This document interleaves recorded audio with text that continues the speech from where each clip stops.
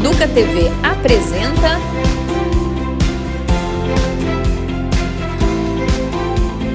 Vamos Conversar. Olá, seja muito bem-vinda e muito bem-vindo ao Vamos Conversar. Toda semana, aqui na Educa TV, para Campinas e outras 48 cidades da nossa região, discutimos assuntos ligados, relacionados à educação, à cidadania, porque a gente quer contribuir para tornar essa sociedade cada vez mais justa e acolhedora. E não se esqueça, você pode participar, deve participar com a gente. Anota o número do nosso WhatsApp. O número é o 19 98437 4148. E além da Educa TV, você também pode assistir o programa no YouTube da Educa TV e também nas principais plataformas de podcast, como o Spotify. Diversidade é mais do que uma palavra, é a essência daquilo que somos. O dicionário define como qualidade daquilo que é diverso, que é diferente, variado. Somos todos e todas únicos. Sentimentos e aspirações de cada um de nós são diferentes. E justamente por isso é que cada pessoa merece ser respeitada em seus direitos e seus modos de viver. No episódio de hoje, nós vamos falar sobre diversidade e educação. Como a escola pode ser um espaço que acolhe, valoriza e promove a inclusão? Vem com a gente, porque é conversando que a gente se entende. E a gente vai falar com duas pessoas muito especiais sobre esse tema. A Soluá Borges de Souza, que é doutoranda em Ciências Sociais pela Unicamp e a quem eu agradeço pela participação. Obrigada. Eu também agradeço pelo convite.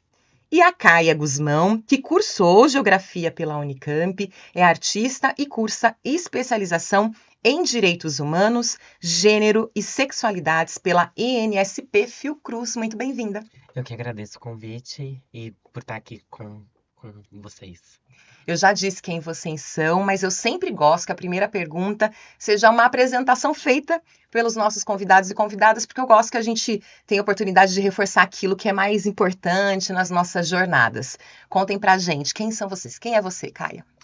Eu sou uma pessoa branca, com uma barba grisalha. Tô com um vestido preto, batom preto. Sou aqui natural de Campinas, tenho 33 anos.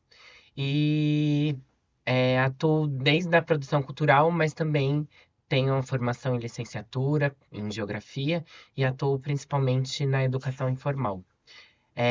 Acredito que dentro da minha trajetória, uma questão muito importante foi quando em 2019, 20, eu atuei por 3 anos dentro da Casa Sem Preconceitos, que é uma casa liderada pela Suzy Santos, uma pessoa trans aqui de Campinas, negra e que trabalha na redução de danos.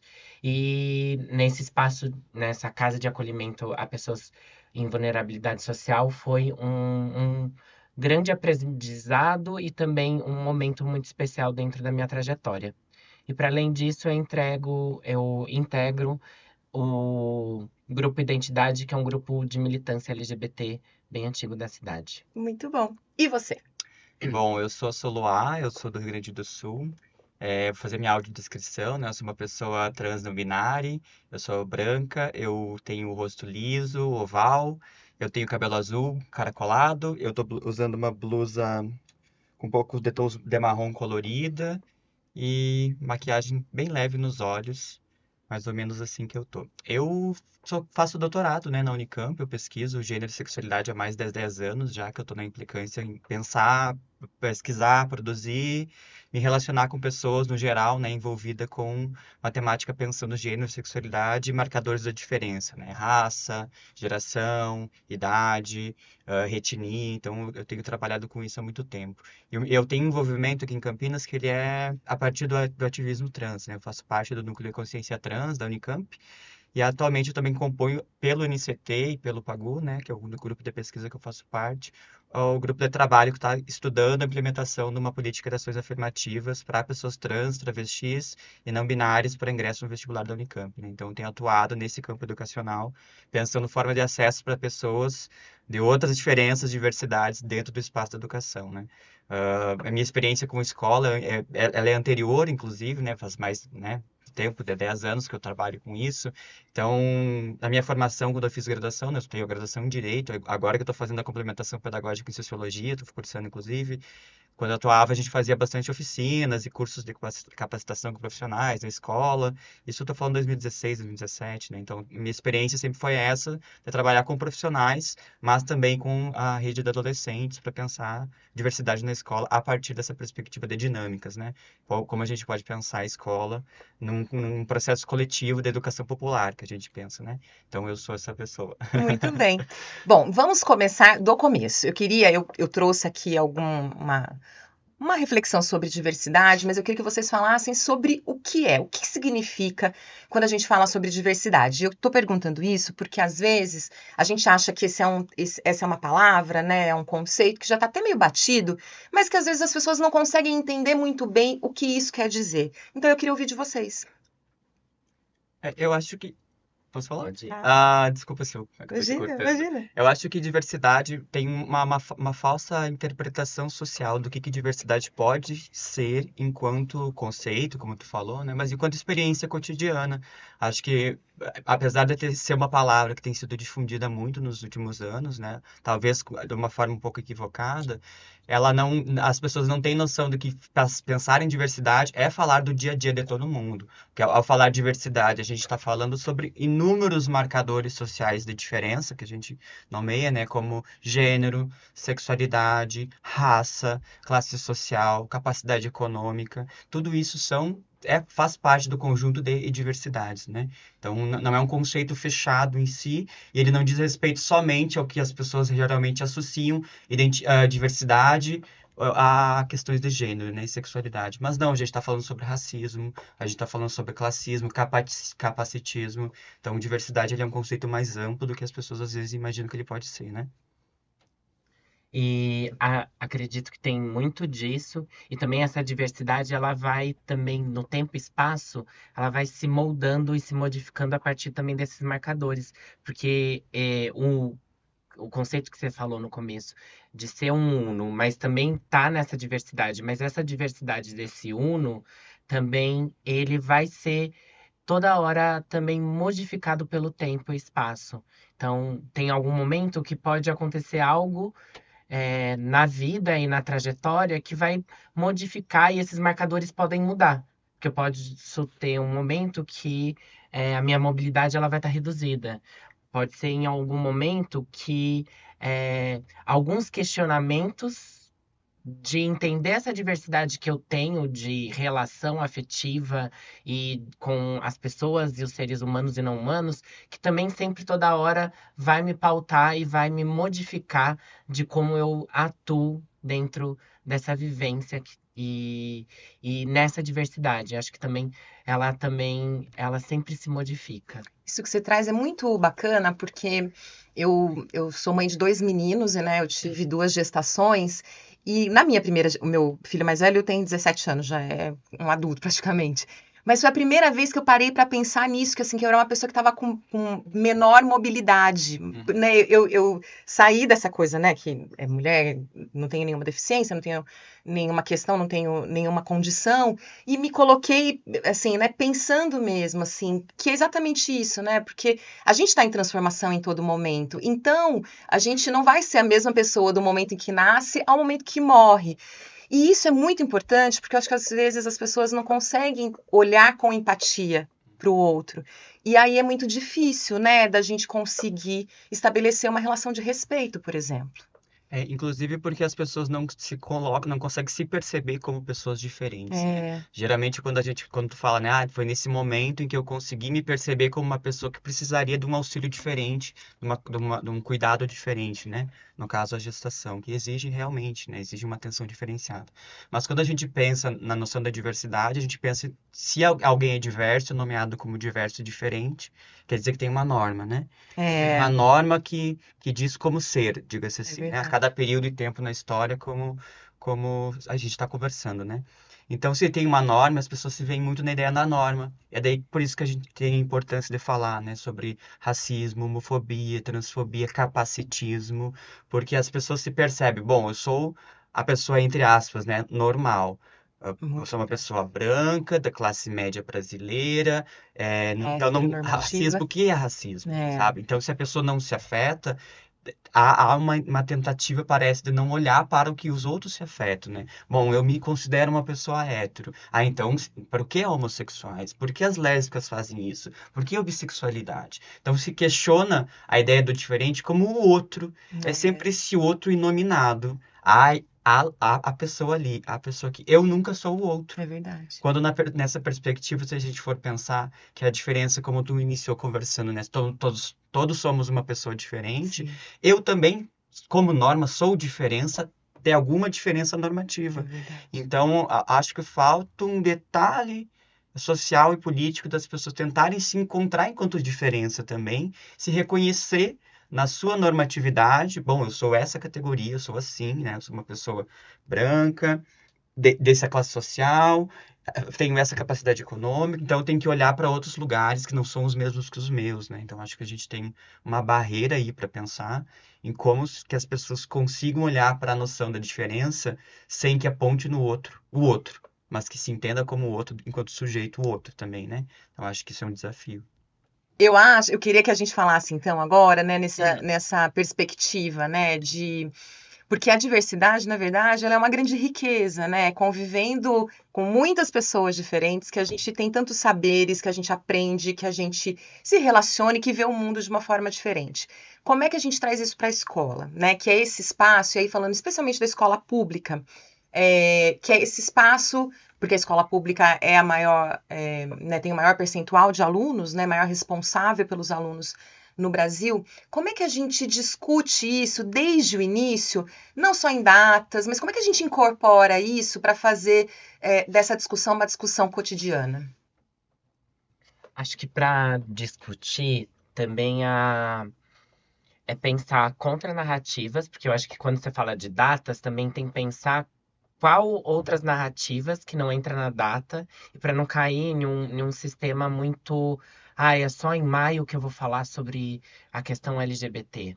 É só em abril que eu vou falar sobre a questão indígena. Mas quais outras datas da diferença e das pessoas que elas apontam, né? A gente teve agora dia 29 de janeiro, o mês da visibilidade trans, que em 2004 que ele é colocado em pauta como um movimento de direito social, com uma campanha Travesti Respeito, que vai ter em Brasília, tem um movimento de pessoas trans travestis que entram no Congresso, tem todo um movimento, e era um momento que em 2004, que é anterior a datas internacionais, que aí depois o Dia Internacional Trans é em outra data e em outro momento histórico de um movimento internacional. Aqui no Brasil a gente já estava fazendo, como também um movimento é muito forte, um movimento dessas dissidências dentro da América Latina para responder a contextos de ditadura e contextos outros. Mas eu acho que também para o cotidiano da escola, a diversidade já está, né? Com o tempo, alunos, alunas e alunos estão trazendo pautas. Então, também tem uma escuta para qual pautas tá tendo aquele corpo. Outro dia eu tive uma conversa, e também foi uma conversa a partir de educativos dentro de espaços do museu e tudo mais. A gente, em algum momento, é o corpo do professor, é o corpo dos discentes e esses corpos, eles já têm uma marcação e já tem, o corpo está sendo colocado em pauta ultimamente. Não é aquele professor que ele não tem marcação, ele não pode ter tatuagem, ele não pode ter a diversidade marcada. Mas agora o corpo político ele se dá e está, né? A gente, dentro da educação pública, vai ter alguns conflitos ou não, né?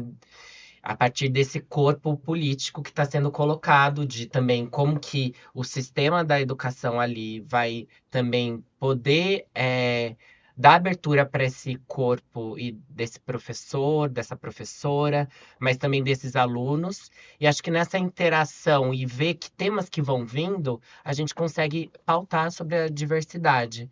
E também lembrar de trazer, principalmente atualmente, eu venho pensando de como a gente trazer quais construções coletivas foram feitas para a gente ter algumas pequenas coisas de direito, Então, lembrar que teve um movimento, tem a gente tem algumas normativas que vão vir para ter o ensino afro-brasileiro dentro da escola, mas também com outros processos políticos que a gente teve para a gente ter direito e poder também ter uma certa liberdade para infiltrar alguns temas, principalmente na escola do Estado de São Paulo, que vai ter algumas outras burocracias e outras coisas que vão enrijecer, mas como a gente infiltra outras possibilidades de pensar para ampliar essa convivência diversa ali com esses temas atuais e temas desses corpos que estão ali. Porque vai ter uma pessoa que vai estar em transição e que vai pedir para o professor, a professora também colocar o nome social ali, e vai ser um processo. Também a gente não pode, a Sofia Faveiro, quando ela vai também discutir sobre infâncias trans, também não a gente também não cair numa questão de adultos impondo qual é o fim do processo, seja das crianças e dos adolescentes. Acho que tem um processo de vida que também tem que estar livre para poder entender, se conhecer, experimentar.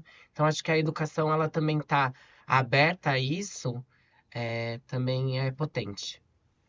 Eu concordo muito com a Caia, acrescentando talvez três coisas que eu fico pensando quando eu penso, né?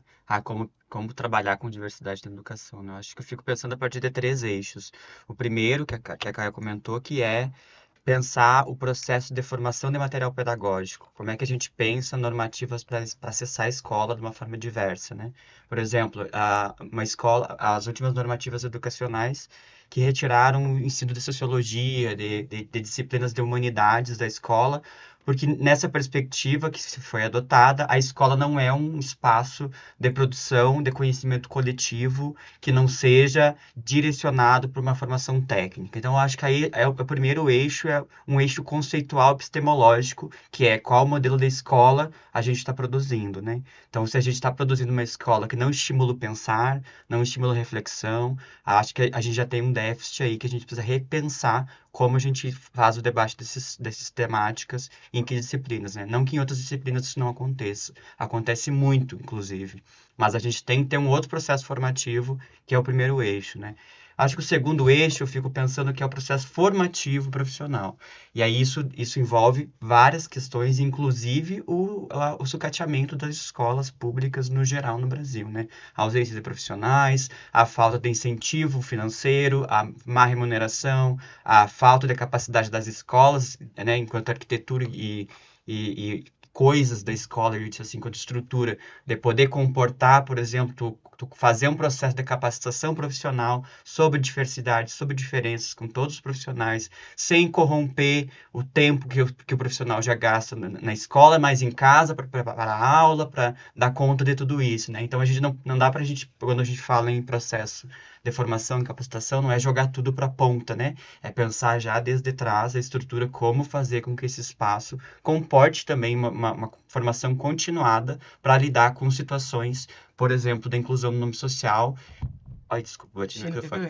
Inclusão no nome social e como respeitar o nome social de um aluno, mas os pais não permitem, né? Então, como fazer essa relação de transição entre o que acontece no cotidiano escolar, entre o que acontece na família, entre o que é possível fazer na estrutura de uma escola. Então, acho esse é o segundo ponto. Eu acho que o terceiro ponto, ele está relacionado mais em como a dinâmica no geral escolar, ela já apresenta uma necessidade de mudança crescente, né?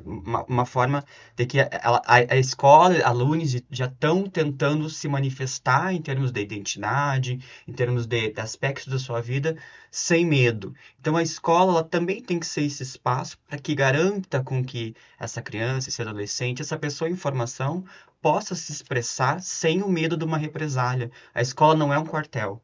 A escola não é, né, um espaço de controle total do que a pessoa deve ou não fazer. A escola tem que ser esse espaço motivacional para que a pessoa se desenvolva nas suas capacidades e a escola possa acolher de uma forma plena, de uma forma sensível, fazer uma escuta sensível sobre o que aquela pessoa tá pensando e refletindo para a sua vida, né? Então, acho que são esses três eixos que me fazem pensar, que eu acho que a gente precisa trabalhar um pouquinho mais sobre eles para poder a gente ter uma ideia do que seria uma educação popular, uma educação inclusiva, uma educação que não seja técnica, mas que reflita sobre os aspectos sociais do Brasil, especialmente, né? Então, acho que esses aspectos, complementando a Caia, né, seriam importantes a gente pensar também. Eu queria que você falou mais vezes. O que você está chamando de educação popular? O que é esse conceito A exatamente? noção de educação popular, eu tive essa noção, aprendi com um grande, maravilhoso, de um autor de Pernambuco, uma vez que eu fui num projeto em Bananeiras, em Pernambuco, né? Eu não tinha tido contato ainda com a perspectiva da educação popular, começou em 2014, a primeira vez que eu escutei, né? A educação popular, ela é um processo de formação que eu entendo como sendo um processo de formação coletiva, né? Em que a gente consiga pensar a pessoa, né, o estudante, como um sujeito capaz, político e reflexivo de pensamento. Então, quando a gente fala em educação popular, a gente está falando de formas não tradicionais, talvez, de pensar o espaço escolar, de pensar uma dinâmica de processo de aprendizado que envolva, por exemplo, outras metodologias escolares, outras formas, convite para que outras pessoas participem desse processo também. Por exemplo, a aproximação com movimentos sociais, o incentivo para que as pessoas possam conhecer, por exemplo, lá no Rio Grande do Sul, que eu sou de lá, é um dos estados que maior produz arroz orgânico do Brasil, né? Teve uma escola que a gente trabalhou uma vez no projeto, que era a Floresta Fernandes, que a escola tinha uma ligação direta com o pessoal dos assentamentos, que produziam arroz orgânico, né? Então a gente tinha um trabalho de fazer essa reflexão, de trazer as pessoas agricultoras para trabalhar também na escola, para falar sobre a importância da alimentação, a importância da produção coletiva. Então a educação popular envolve todos esses fatores, né? Um processo de aprendizado coletivo com outras metodologias envolvidas, né? Eu tenho essa leitura enquanto educação popular, né? Ô, Solá, enquanto você falava também, na pergunta anterior, eu fiquei pensando aqui, porque vocês são da Unicamp. E aí eu posso falar, infelizmente não estudei na Unicamp, mas até por ser um pouquinho, né, aqui da nossa cidade, tenho bastante contato. E eu sei que a Unicamp, até por você falou, porque já está em estudo as cotas para pessoas trans. Eu sei que a Unicamp tem vários estudos pesquisadores, tem essas políticas. Porque você estava falando da formação dos professores também, né? E aí, será que, eu queria saber, vocês que são da academia, se vocês acham que esse movimento de trabalhar nessa nova formação ou de fazer uma formação diferente com esse olhar, vocês percebem que a gente está avançando nisso, assim, porque a gente tem, claro, por exemplo, aqui na rede municipal de Campinas, todos os anos se aposentam vários professores, diretores e virão outros mais jovens, né, por conta da carreira. Vocês imaginam que esse é um processo que está acontecendo, por exemplo, na Unicamp, está acontecendo em outros lugares? Eu acho que essa é uma pergunta bem complexa, né? Eu acho que ela não tem uma resposta certa e evidente. Sim. Eu acho que é uma questão que a gente está pensando atualmente, inclusive, que é como abordar certas temáticas na escola sem uma represália que vem, é isso que por eu fico exemplo, em pensando. abordar temáticas, né? Como tu falou, né? Primeiro a gente tem que pensar formação profissional, capacitação, desde a graduação, né? Isso para os profissionais da licenciatura que estão vindo agora.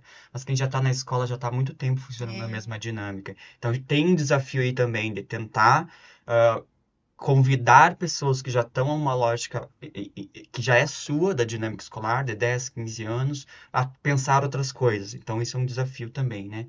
A gente conseguir acessar não somente profissionais que estão chegando agora nas licenciaturas, mas quem já está ali, já está numa dinâmica própria, né?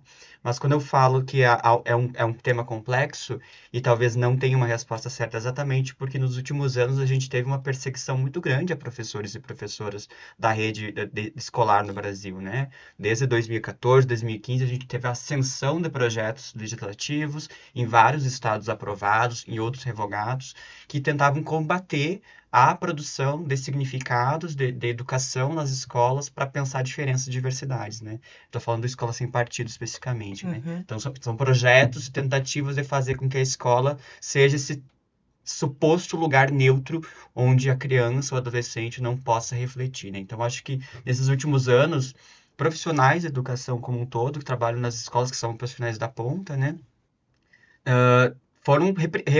Teve uma represália em relação à possibilidade de abordar esses temas. Então, pessoas que cuidam das crianças e adolescentes convocam reunião, reclamam para a direção, reclamam para a Secretaria do Estado, fazem algum tipo de notificação e cada vez mais o profissional vai ficando acuado, né?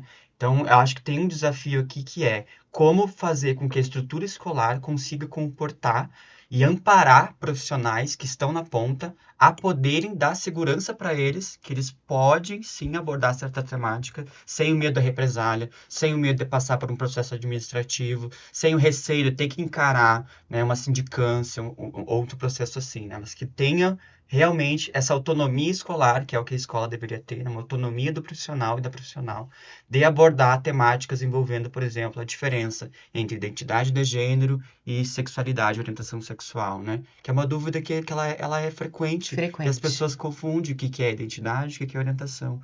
Uma está ligada com desejo, a outra está ligada com quem a gente é, né? Então, isso é necessário abordar na escola, só que há uma tentativa de boicote, de quase censura a certos temas, né? Ao racismo. Hoje a gente vê os noticiários de tentativas de retirada de certos livros que falam sobre o racismo no Brasil das escolas, retirada de livros sobre gênero, sobre diversidade, sabe? Então, esse movimento ele tem crescido muito nos últimos anos, e por mais que agora a gente tenha percebido que há talvez uma possibilidade maior de avançar no debate, ainda não, né? Porque as legislações que foram criadas, muitas já estão em vigor ainda, outras estão sendo contestadas, mas enquanto estão contestadas, a escola está funcionando, né? E o tema não está sendo debatido. Então, acho que, respondendo um pouco a tua pergunta, tem essa complexidade envolvida, né? E eu acho que também tem um processo de muito tempo que a gente, mesmo que a gente espera que tenha essa renovação, a gente não tem estrutura de um concurso público efetivo para vir outros agentes que vão estar trabalhando ali na escola e na formação e que e também aquilo que Sol traz, que é também a questão de, de quem está atuando, também quem é classificação O, ou que vai estar como não um professor ou professor efetivo, não tem nenhuma segurança para também atuar. Então tem uma vulnerabilidade dada ao profissional que vai estar atuando ali. E que nessa vulnerabilidade não consegue colocar algumas questões, ou essas questões são colocadas de forma bem simplória ou em uma construção que às vezes ela é também mais de caso a caso de algumas questões que vão ser pautadas ali no cotidiano escolar.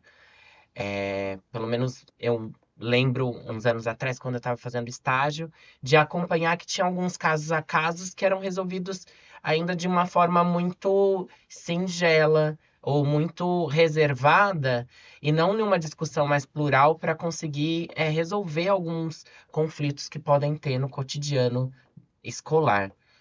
E acredito que também atualmente a gente vai ter um momento tenso dessa ascensão do fascismo e de uma questão internacional que já está tendo, né? Se a gente agora tem um ataque do governo dos Estados Unidos que retira toda a discussão sobre HIV e AIDS, toda a discussão, retira a pessoa trans de todos os dados que isso aconteceu essa semana passada, então a gente já tem uma ascensão de uma implicação que vai ter também no cotidiano, né, nessa geopolítica que a gente tem, de retirar algumas discussões e de que a gente vai ter um embate maior.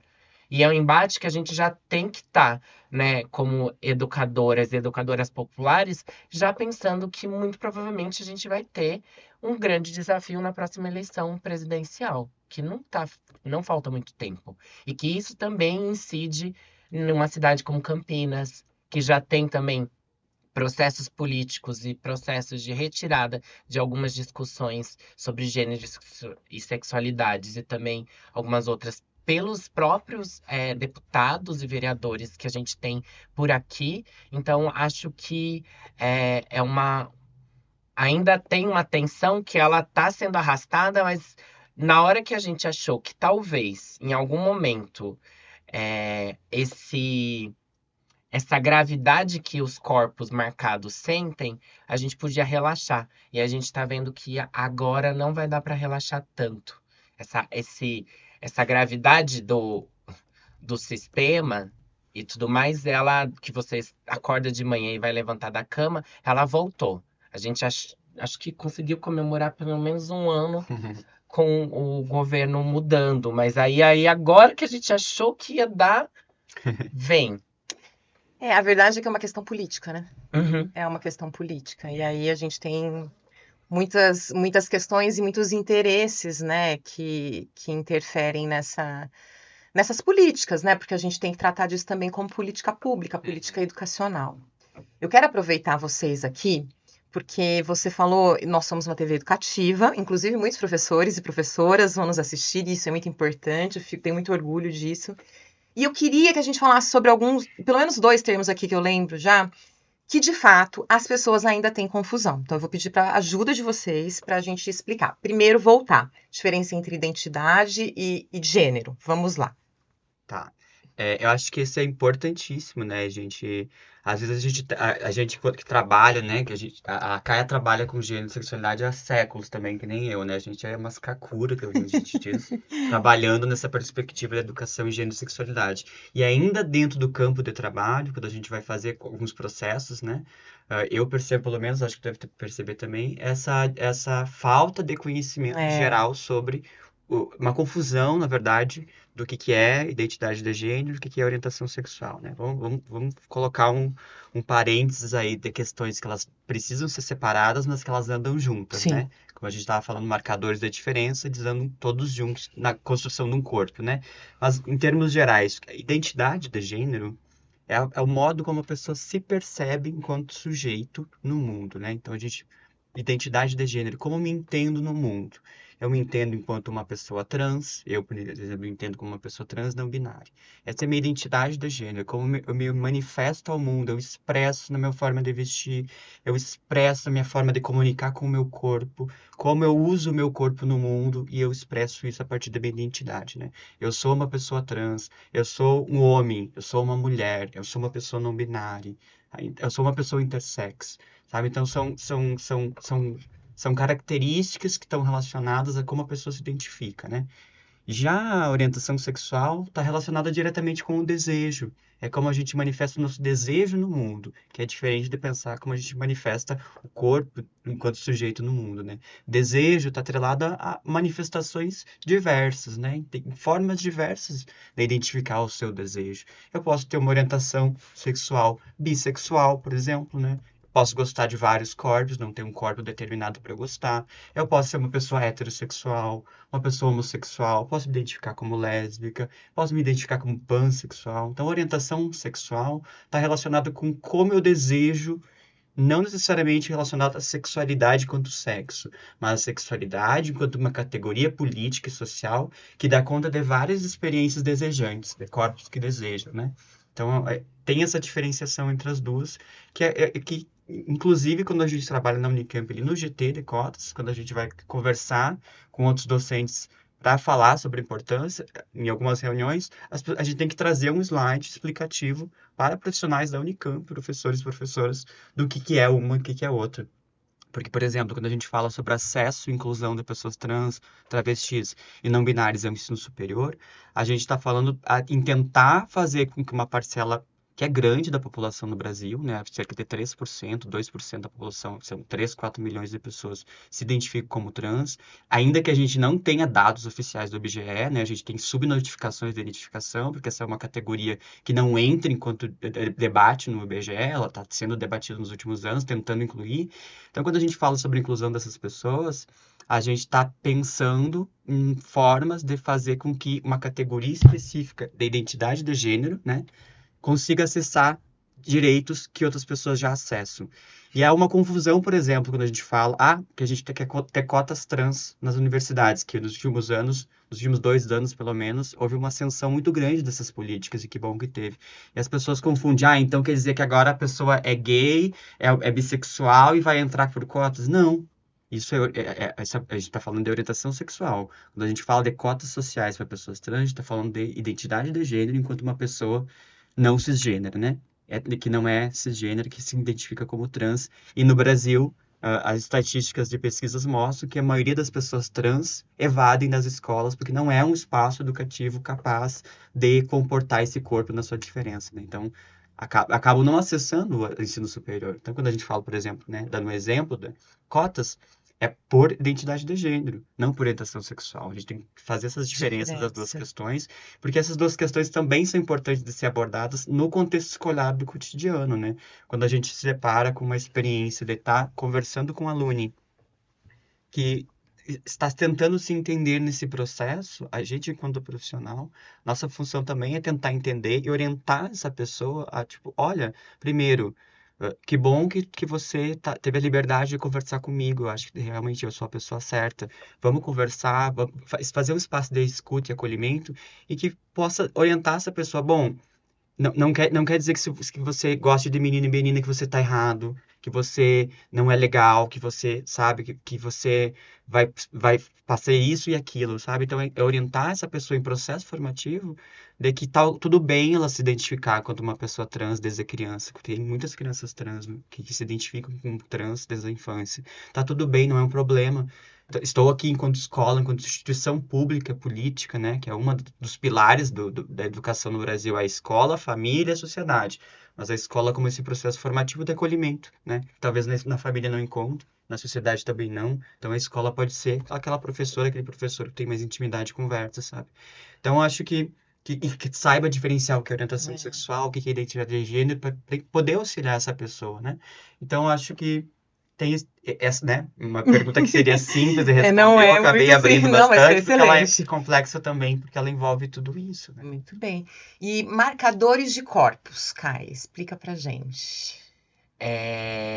Acho que tem marcadores, né, que a gente vai ter, e esses marcadores sociais e que a gente tem, vai ter a questão, né, que a gente falou de identidade de gênero, então tem essa identificação se é trans, travesti, também a cisgeneridade também tem que se autodemarcar e falar, né, que a pessoa cis é aquela que se reconhece com o gênero atribuído ao nascer. Então, e tem também a pessoa intersexo, que é esse gênero intersexo, que muito provavelmente alguns lugares não pautam, e que também é uma questão que vai estar também nesse espectro de identidade de gênero. Tem os marcadores sociais, que vão ser também a questão de raça e etnia, que a gente tem uma pauta de pessoas pretas, pessoas indígenas, e que também tem uma pluralidade, porque se a gente for pensar, por exemplo, na questão indígena, a gente vai ter indígena que é urbano. Sim. E que aí é um marcador que ele pode, por outros processos e também não identificação e conversa sobre essa diversidade, ele pode ser esquecido, ele pode ser retirado, pode ser questionado como outros marcadores. Então, também a gente tem outras questões de marcadores de etnia, também amarela, ou de outras origens que a gente tem aqui no Brasil. Então, esses são outros marcadores que a gente tem. Tem marcadores também sociais de classe e renda, e que tem outros marcadores também que a gente tem algumas outras discussões, que são os marcadores de pessoas com deficiência ou não, marcadores de sensibilidade cognitiva que a gente vai ter dentro do ensino e dentro da formação. Então, a gente tem uma ampliação de pensar essa diversidade e esses marcadores que a gente vive e tem dentro do cotidiano escolar. E que ele vai ser ampliado também quando a gente quebra algumas barreiras que vai estar separando qual que é o convívio. Então, aquele momento que a gente começa a ter uma sala de aula diversa, com outros marcadores e outras questões, a gente também vai ter que falar de forma plural de como que lidar com essa pluralidade, essa diversidade dentro do processo formativo. E aí isso também vai trazer outras questões atuais, que é talvez fazer uma prova para todo mundo e não específica para uma pessoa, mas uma prova ou uma atividade que ela seja muito mais ampliada para abarcar toda a pluralidade do que fazer com que o marcador ele seja uma coisa que isola ou que também vai ser exclui ou que também vai ser problemático para a questão. É quando ele pega todo o peso e faz com que aquela pessoa fique marcada de uma forma que não é legal e não é plural. Então, acho que também tem dentro dessa pluralidade que a gente tem atualmente na educação e de alunos, tem também da gente pensar como que tem essa pluralidade. E aí é um pouco de discussões que eu vou acompanhando um pouco agora sobre acessibilidade na escola ou sobre a discussão de pessoas com deficiência na escola, de que não isolar, não criar uma estrutura muito mais rígida para aquilo e meio que dizer que ali aquilo é um problema, mas como que a gente pode pensar uma estrutura plural de avaliação de atividades que aí não exclui, né? Eu acho que também tem esses temas que estão vindo. Eu acho que tu fala da ideia de pensar o sujeito enquanto pessoa e não enquanto a sua característica. Sim. Aquela é a pessoa que dá esse problema para esse. É. Aquela é a pessoa que eu tenho que fazer a rampa. Não, aquele é um sujeito de direitos que Exatamente. convive com uma deficiência, que convive com certas questões. Não é a coisa. Acho que é nesse aspecto, talvez, que tu traz, né? Isso é uma tentativa de inclusão, às vezes, que exclui mais do que inclui. Quando a gente dá a coisa, a condição da pessoa como sendo a pessoa. Reduz a pessoa na condição.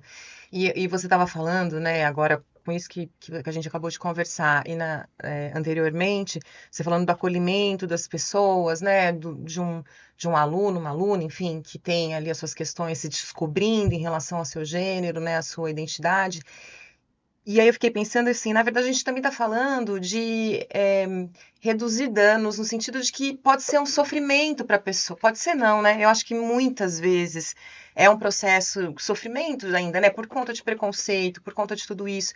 Então a gente tem que sempre lembrar mesmo que a gente está falando ali de uma pessoa e que esse momento é muito importante para a vida dela, né? E que se a gente tiver uma rede de acolhimento, uma rede de profissionais, uma escola melhor preparada, a gente vai ajudar essas pessoas a não sofrerem ou sofrerem menos.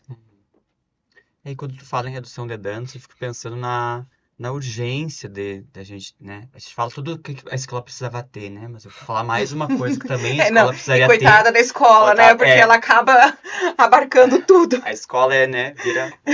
Enfim, quando a gente fala em redução de danos, né? Acho que tu já trabalhou bastante, eu também já trabalhei bastante com redução de danos, só que em outra perspectiva, né? Eu gostei do termo que tu usou, redução de danos, na perspectiva da produção de saúde mental. Produção de saúde mental de crianças e adolescentes que estão na escola, que sofrem bullying, como lidar com bullying, que sofre racismo, que sofre algum tipo de preconceito, né? Pensando em redução de danos, eu fico olhando para a necessidade cada vez mais urgente da gente ter outros profissionais na escola que também consigam dar conta de pensar o processo de saúde mental da própria pessoa profissional que trabalha na escola. Sem dúvida. E também de alunos, né? Por exemplo, a necessidade urgente de que a gente tenha mais psicólogos escolares, psicólogas escolares atuando nas escolas, né? Hoje são muito poucas escolas que possuem esse profissional para atuar tanto na perspectiva de pensar a escola enquanto um espaço, né, a ser pensado com essa profissional, como com acolhimento com alunos também, né? Outro profissional necessário para fazer parte de um processo escolar, uma assistente social, uma antropóloga ou uma socióloga que trabalhe não na disciplina, mas com a escola, pensando a escola como esse espaço coletivo, né? Acho que a gente ampliar a noção da escola como só o professor, a professora, mas pensar que outra rede de profissionais também são necessários estar ali para cuidar de quem cuida, vamos dizer assim. psicólogos e assistentes sociais vão fazer esse processo de acolhimento das próprias profissionais, né? Então, acho que tem essa urgência, na minha perspectiva, a gente ampliar a noção de acolhimento da escolar, pensando na ampliação do quadro profissional, que contemple também esses profissionais que eu estou listando, né? E uma série de outros profissionais que poderiam também estar atuando na escola, fazendo um trabalho que complementaria o processo formativo das pessoas e como das crianças, né? Porque falar em redução de danos é falar em redução de violência, é de redução de autoviolência, de autossofrimento. Então, se uma pessoa, no caso, a gente está falando de pessoas em desenvolvimento, crianças e adolescentes, e o número de...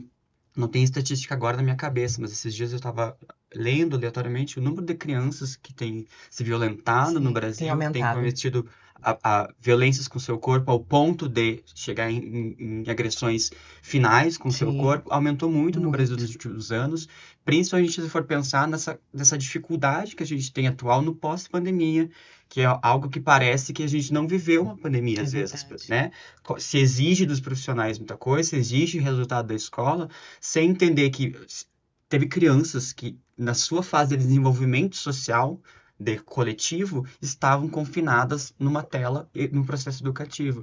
Então, os reflexos desse período da pandemia a gente vai sentir por longos anos, para que essa criança consiga novamente se adaptar a uma rotina, pelo menos que faça 3 anos já, é pouco tempo. Muito pouco. Para uma criança em processo formativo se adaptar à lógica, bom, agora é outro sistema, é outra logística, a gente vai conviver com estatísticas de automutilação, Sim. de abusos, e falar outro termo, mas eu esqueci, de afastamento escolar, de dificuldade de déficit de atenção, dificuldade de aprendizado presencialmente, porque está sempre com as telas. Então, todos esses fatores envolvem a ideia da redução de danos, pensando como também dar conta desse debate do pós-pandêmico, que parece que a gente está num período que não aconteceu, né? Segue a escola funcionando normalmente. E como a gente está fazendo esse acolhimento na perspectiva de cuidado dessas crianças e adolescentes que frequentam o ambiente escolar, né? E outro dia eu participei de um curso que é na parte de arte de educação e educação, e também na mediação de conflitos. Eu acho que também esse processo da redução de danos também precisa de um olhar externo, um outro olhar que ela apontou também, para a gente poder ter metodologias de resolução de conflitos. Que isso a gente não tem uma discussão atual. Porque, pelo menos na arte e educação, tem momentos históricos que a gente vai falar sobre a arte que está fora, depois já está mais próxima, sobre atividades que a gente vai ter de sensibilização dos alunos, mas também agora a gente precisa de repensar algumas metodologias que a gente tinha e quais são as novas metodologias para resolução e conversa sobre a mediação de conflitos. Que a mediação de conflitos vai ser a partir de coisas que vão vir. Vão vir desde os alunos podendo ou não usar celular, vão vir de temas que vão ser que os alunos vão trazer, ou que a escola vai ter que falar por conta do Estado que está colocando, mas a gente falta também essa parada de ter alguém que ajude a resolver esses conflitos, porque às vezes quem está ali já atuando não vai dar conta. Porque pode ser que o professor está sofrendo racismo e um aluno também, mas ali a estrutura não dá e também a gente não tem uma formação mais ampliada de como a gente resolver o conflito. E esses conflitos, de ter essas metodologias, ajudaria como metodologias de reduzir danos. Que a redução de danos, pelo menos na saúde, é algumas metodologias. Sim. Se eu for fazer um uso equivocado de algumas substâncias, como eu faço para trocar e ter possibilidades e um cardápio para conseguir lidar com isso e manipular essa minha vivência no mundo? Então, acho que também, atualmente, tem essa questão para reduzir danos, também a gente pensar metodologias interessantes para conflitos de convivência, mas também conflitos internos. E que ele não seja de uma forma de só CID, só de medicamentosa, É. só de alguns processos, mas que elas sejam também ampliada para a gente conseguir suportar a vida. Que nem sempre é fácil. É. Minhas Na maioria das queridas. vezes, como diz o Nietzsche, é sofrimento, né? Pois é, E a gente tem que lidar com isso. tem que lidar com isso até o último dia. Muito bom, eu sabia que o nosso papo ia render muito. Mas eu queria, antes de terminar, eu sempre gosto de perguntar aqui para as pessoas que vêm conversar com a gente, o que inspira uma pessoa, algum livro, enfim, o que inspira vocês nas suas vivências? Tem alguém, alguma coisa que inspirem e que estimulem a jornada de vocês para a gente terminar inspirados aqui nessa. Curiosamente, deixa eu até mostrar. Eu estou lendo um artista que eu amo muito, que é o Pedro Lemebel, né? Eu vim lendo ele no livro. Ele eu não conheço. É um artista chileno que ele trabalhou muito, né? Ele trabalhou no período da pós-ditadura, ditadura do Chico Pinochet, né? Ele escreve, né, em prosa de uma perspectiva literária, artística, poética, dissidente, né? Ele se fala uma bicha louca travesti. Então, eu tenho me inspirado muito em Paco para pensar, né, esses processos, principalmente esses processos da produção da violência e como a gente pensa outras formas de produzir antiviolência, né? Então, através da arte, através da cultura, através da poesia, da música, a gente fica falando de metodologias da escola, né? Metodologias para pensar a resolução de conflitos. Eu lembro que quando eu estava na escola tinha oficinas de música, tinha oficinas de produção artística, outras metodologias possíveis a gente pensar a produção do conhecimento na escola, né? E o Paco apesar de não trabalhar com escola, ele é ele, né? Essa bicha louca travesti, como se diz, né? É uma artista que me inspira muito a pensar em outras coisas, em outros caminhos que vão pela margem e que não pelo normal, porque o normal já não funciona para nós, né? Em 2025, a normalidade, a gente não dá conta das experiências coletivas do mundo, esse mundo que está explodindo de coisas e querendo outras coisas, outras metodologias, né? Então, o Paco tem me inspirado a pensar sobre isso, né? Muito bom. E você? E aproveitando que você acho que veio para convidar, mas é o Pedro Lemembel. Isso! E o Pedro Lemembel. Veio o Paco Vidarte, que é outro teórico. Sim, mas é um outro que aí ele vai ter a Ética Bicha, que também é um outro livro mais da Espanha, né? O Pedro Lemembel, ele é do Chile, desse período da ditadura. Eu conheço porque, como eu já trabalhei com performance, tenho esse encontro. E Pedro Lemembel tem uma frase icônica que não tenho amigos, eu tenho amores. Ai, Então, isso também é para uma radicalidade afetiva para a gente ter. Uhum. Que ultimamente, por exemplo, no filme que fala da Eunice Paiva, que a gente teve Ainda Estou Aqui, só que ninguém fala da afetividade, dos amores que tem ali, da construção de mulheres que se uniam para estarem juntas. Porque o filme vai falar de uma mulher solitária, mas que tinha uma rede afetiva de mulheres. E potentes artistas e pensadoras. Então, acho que também, essa coletividade, né? Acho que é bom sempre lembrar. É coincidente, eu acho que tem alguém que eu gostaria de citar, que é a Sofia Favero, que é uma psicóloga e que vai estudar desde infâncias trans. Ela, para mim, é uma referência que agora ela está fazendo bailinho em alguns lugares, que é um bailezinho de ballroom para crianças poderem se montar, dançar e viver, né, nessa pluralidade ali do processo. E acho que atualmente também, esses dias, me convocou tenho uma referência também chilena, que é a Hija de Perra, que é uma travesti do Chile que ela já não é viva, mas que ela era de uma grande potência. E ela tem algumas frases e coisas que me ajudam. E aí ela também tinha umas palestras dentro da escola para falar sobre redução de danos e sexualidade, uso do preservativo, que era uma performance naquele momento. E acho que as outras coisas é a gente, pelo menos a gente, trans, não binária e travesti, eu acho que o outro referencial que me vem é encontrando as pedagogias trans travesti e essas pedagogias que vão lidar com a vida de uma outra maneira e que vai ter que lidar com um duro que ainda se tem, mas que também vai pensar futuros. Eu acho que as pedagogias transfeministas, elas vão trazer muito futuro pra gente. Muito obrigada, muito obrigada. Espero que vocês tenham gostado tanto quanto eu. Obrigada mesmo, de coração. E esse foi mais um Vamos Conversar. Eu sou a Lilian de Souza e espero que vocês também tenham gostado. Continue com a gente. Na semana que vem a gente volta com mais um episódio, mais um tema para a gente debater. E você sabe, é conversando que a gente se entende. Até mais.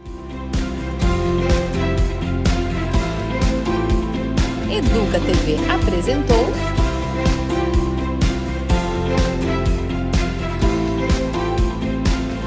Vamos Conversar.